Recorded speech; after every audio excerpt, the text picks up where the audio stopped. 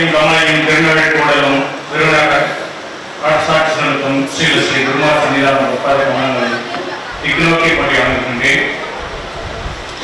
திருப்பநாள் ஸ்ரீ காசந்தனுடைய அதிபர் நிர்மான் சுவாமிகளுடைய மனங்களை இக்னோக்கி பற்றி அமைக்கின்றேன். இங்கு எழுந்தவரை நமக்கெல்லாம் வரலாற்று நடத்திய சிதம்பரம் மகமடன் சுவாமிகளை போற்றி வணங்கி மகிழ்கின்றேன். மிக அழகாக இசை நடத்தியிருக்கக்கூடிய உருவமணிகளுடைய மனங்களை இந்த நேரத்தில் போற்றி மகிழ்கின்றேன். பிறருக்காகவே வழிபட்டுக் கொண்டிருக்கக்கூடிய நம்முடைய கட்டிக்காண்டவர்களுடைய நடுவரையா அவர்களை இந்த இணைய நேரத்தில் போற்றி வணங்கி மகிழ்கின்றேன். நிஜநாம உலகத்தில் நான் எனக்காக பிரார்த்தனை பண்ணதே கிடையாது. மற்றவர்களுக்காக பிரார்த்தனை பண்ணா அவங்க எனக்காக பிரார்த்தனை பண்ணி பல செயல்கள்ல நான் ஜெயிச்சிருக்கேன். சந்தேகமே இல்லை. ஒரு சத்தியமான வார்த்தை. ஏன்னா என்னுடைய அனுபவத்தில் நிறைய நான் பார்த்துருக்கேன். எனக்காக நிறைய பிரார்த்தனை பண்ணியிருக்காங்க. அதெல்லாம் நடந்திருக்கு.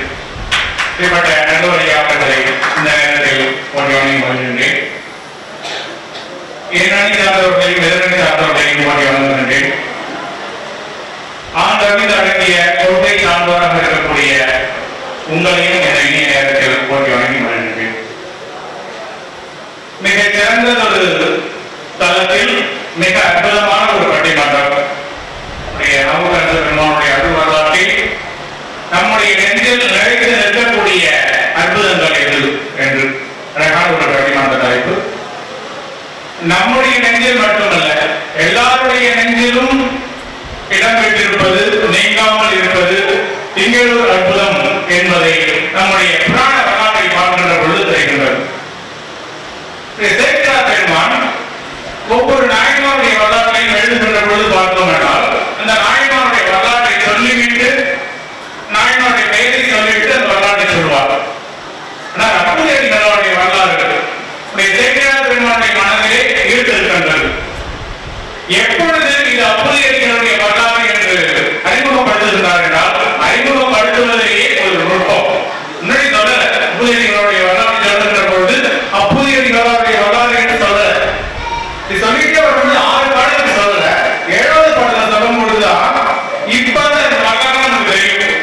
இப்பதான் நீங்க பெயரிட்டு இங்க அமைத்தார் யார் என்று திருநாவுக்கரச பெருமான் கேட்கின்ற பொழுது அங்கு இருக்கக்கூடிய அந்த பணியாளர் சொல்லுகின்றார்கள். அப்பொழுதுதான் எல்லாருக்கும் தெரியும்படி சொல்லியிருக்கின்றார். இதுவே சேக்கிழார் பெருமான் மனதை ஈர்த்ததனால் தான் அறிமுகத்திலேயே ஒரு அற்புதத்தை வைத்திருக்கின்றார் என்பதை பார்க்க முடிகின்றது. புகழ்ச்சிக்கு விரும்பாதவங்க யாருமே இருக்க முடியாது. எல்லாரும் புகழ்ச்சிக்கு விரும்புவோம். இதுதான் ஒரு மன்னன். அந்த மன்னனை எல்லாரும் புகழ்ந்து பேசுவாங்க. அந்த மன்னன் யாருக்கும் பொருள் கொடுக்கறதில்ல, கருமைன்னு சொல்லிட்டு அந்த மன்னனை எல்லாம் பேசினாங்க. ஒரு புலவர் என்ன பண்ணாருனாக்கா, நான் போய் அந்த மன்னனை புகழ்ந்து பேசி பரிசு வாங்கிடுவாரு. போயிட்டு மன்னனை பார்த்து புகழ்ந்து ஒரு பாடல் பாடினா புலவர். யார் அங்கே அப்படின்னாங்க, பணியாளர்களுடைய ஒரு காலத்துல நாட்டுக்கு வை. புலவருக்கு ரொம்ப மகிழ்ச்சி. சரி, இன்னொரு பாடல் பாடினா இன்னும் நிறைய கிடைக்க மாட்டேன். 2வது ஒரு பாடல் பாடினாங்க. உடனே யார் அங்கே அடியவர் வந்தார், பணியாளர் வந்தார். நவ மனிதர்கள் எல்லாம் கொண்டு ஒரு தட்டில் வைத்து மன்னனுக்கும் இந்த புலவர் பாடுகின்ற பொழுது மகிழ்ச்சி, அந்த பொற்காசுகளை கொண்டு வந்து வைக்கின்ற பொழுது புலவருக்கு மகிழ்ச்சி. சரி, இன்னொரு பாடல் பாடுமே. இந்த புலவருக்கு பேராசை. இன்னொரு பாடல் பாடினார். யார் இங்கே பணியாளர் ஓடி வந்தார். பட்டு பீராங்கரங்களை எடுத்து வந்து பட்டாளிகளை எல்லாம் எடுத்து வந்து வைக்கிறார். இது போதும் நினைத்தார் புலவர். சரிம்மா, நான் புறப்படுகின்றேன். சரி, போயிட்டு வா. இதெல்லாம் எடுத்து வந்து வச்சிருக்கீங்களே, அதெல்லாம் உனக்கு கிடையாது. நீ பாடல் பாட எனக்கு சந்தோஷமா இருந்துச்சு, இதெல்லாம் கொண்டு வந்து வச்சா எனக்கு சந்தோஷமா இருந்தது. சரி, நீ எனக்கு சந்தோஷத்தை கொடுத்த, நான் இன்னொரு சந்தோஷத்தை கொடுக்குறேன். வேலை முடிஞ்சு போயிட்டு வா. நான் செய்ய முடிகிறது. நல்ல மாமன் மாமாமன் வெளியில் சொல்ற இப்படிப்பட்ட புகழ்ச்சிங்கிறது ஒரு பெரிய போதை. அது எல்லாருக்கும் சில நேரங்களில் தேவைப்படுகிறது. இப்படித்தான் ஒரு சம்பவம் திருநாவுக்கரச பெருமானுடைய வரலாற்றில் திங்களூரில் நடக்கின்றது. திங்களூர் செல்லுகின்றார். இப்பெயரில் இந்த கதை யார் அமைந்தது எல்லாம் கேட்கின்றார். அப்பொழுது முன்பேர் எழுத அப்புதேவிகள் சொன்ன எப்படி பார்த்து கேட்கிறார். முன்பெயர் எழுதாவது முன்னெழுத வேண்டிய வேறொரு பேர் எழுத காரணம் என்ன? அப்படின்னு கேட்கும் பொழுது அப்பதான் அப்புதடிகள் கோபப்பட்டு சொல்றார். அப்புதடிகளுக்கு கோபமே வராது, அப்படியே கோபப்பட்டு சொல்றா, இதை போய் தென்னாமரசர் பேர் வேறொரு பேர் அப்படின்னு சொல்லி குங்குமத்தில் கல்வி கோதியம் அவர்பெருமை அறியாத அந்த உடம்பில் யாராவது இருக்காங்களா அப்படின்னு சொல்லிட்டு ரொம்ப கோபமா கேட்டா. அப்பர் பெருமானுக்கு அப்பதான் தெரிஞ்சது, சரி நம்முடைய பெயரை தான் இந்த தனிப்பதம் எழுதியிருக்கார் அப்படின்னு தெரிஞ்சது. அப்பர் பெருமான் அப்ப என்ன நினைச்சார், நல்ல வேலை நம்ம சமணம் போனதெல்லாம் தெரியாம போயிடுச்சு அப்படின்னு நினைக்கல. ஒரு சத்திய சோதனை மாதிரி அப்பர் பெருமானுடைய வரலாற்றில் நடந்த அவர் சமணம் சேர்ந்த அந்த செய்திகளை எல்லாம் பதிவு செய்த இடம் அந்த நிகழ்வு. அது ஒரு சத்திய சோதனைக்கு முன்னுதாரணமாக அப்பர் பெருமான் சமணம் சேர்ந்த அந்த துன்பங்களை எல்லாம் அந்த இடத்தில் சொல்லுகிறார். அது ஒரு அற்புதம். அடுத்ததா பார்த்தீங்கன்னாக்கா நம்முடைய எதிர்கால பேசும்போது நிறைய கேள்விதான் கேட்டாங்க. அதை கேட்டாங்க, இயற்கை மாறானதுதான் அற்புதம் அப்படின்னு சொல்லி கேட்டாங்க. ஆமா, இயற்கைக்கு மாறானதுதான் அற்புதம்.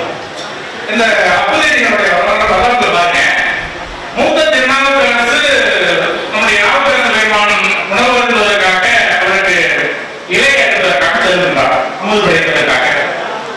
இலையை அடைக்கின்றார், கையில அளவு நீடிச்சு. நான் உங்களுக்கு கேட்கிறேன், நமக்கு அப்படி ஒரு சம்பவம் நடந்தா என்ன பண்ணுவோம்? எதிரடிக்காரர்களே சொல்லுங்க, உங்களுக்கு அப்படி ஒரு சம்பவம் நடந்தா என்ன பண்ணுவீங்க? எதிரடிக்காரர்களுக்கு இவ்வளவு மோசமான ஒரு விஷயப்படுத்தி வைக்கப்படாது. இலையை தூக்கி இருந்துட்டு அறியாமல் கண்டிப்பா முடியாது. ஆனா மூத்த திருநாவுக்கரசர் என்ன செஞ்சா, இப்படி செஞ்சாரா? கண்டிப்பா கிடையாது. இந்த இலையை கொண்டு போய் அம்மாவை கொடுக்கணும் அப்படின்னு சொல்லி வேகமா முடியாது. இது இயற்கைக்கு மாறான சம்பவமா உங்களுக்கு தெரியலையா? இது அற்புதம் இல்லையா? இதை போய் அற்புதம் இல்லை அப்படின்னு சொல்றீங்க. கேட்டாரு, அப்புதடிகள் தன்னுடைய மகனையே கிடை சொன்னார் அப்படின்னு சொல்லிட்டு.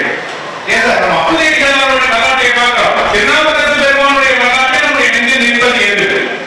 திங்களுடைய அந்த மூத்த வீட்டு எழுந்து செய்த அந்த அற்புதம் தான். சேகர் பேசும்போது கேட்டாங்க, ஒன்று பணம் ஞாபகமானாலும் அந்த பலன் கிடைக்குமா? கண்டிப்பா கிடைக்கும். அந்த சம்பவத்தை நடுவரை முடிவுகள் சொல்லுவாங்க நினைக்கிறேன். கண்டிப்பா அந்த பாம்பு தீண்டியவர் மூத்த திருநாவுக்கரசு மாதிரி இருந்து இந்த பதிகத்தை பாடுபவர் நம்முடைய நடுவரையா மாதிரி ஒரு பொதுநலனுடையவராக இருந்து இந்த பதிகத்தை பாடுகின்ற பொழுது கண்டிப்பாக இன்றைக்கு அது நிகழ்வு. அது எந்த மாற்றமும் கிடையாது. அதாவது பாட்டு யாரெல்லாம் பாடிக்கலாம், பாடமும் சரியாது. வாக்கிஸ்டுக்கு யார் வேணாலும் இருக்கிறார் சார். மகாத்மா காந்தியின் கையில் வாக்கிஸ்டுக்கு 5 லட்சம் ஏழை போச்சு.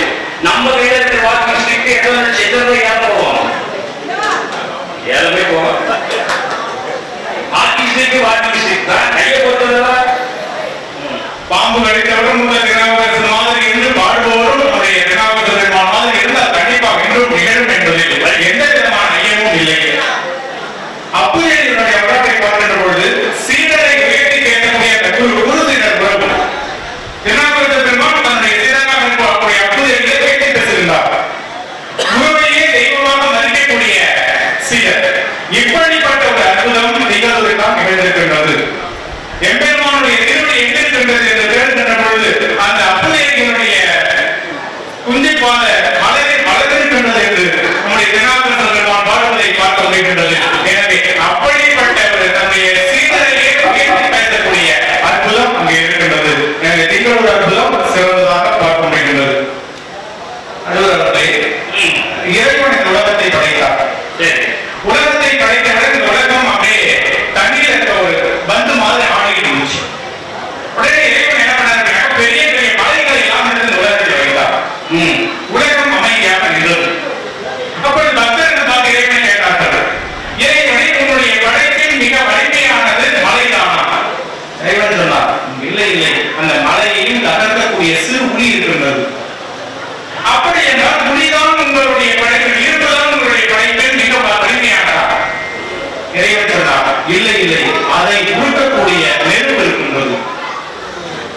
சரி, அப்படின்னா நெருப்புதான் உங்களுடைய படைப்பில் வலிமையானதா?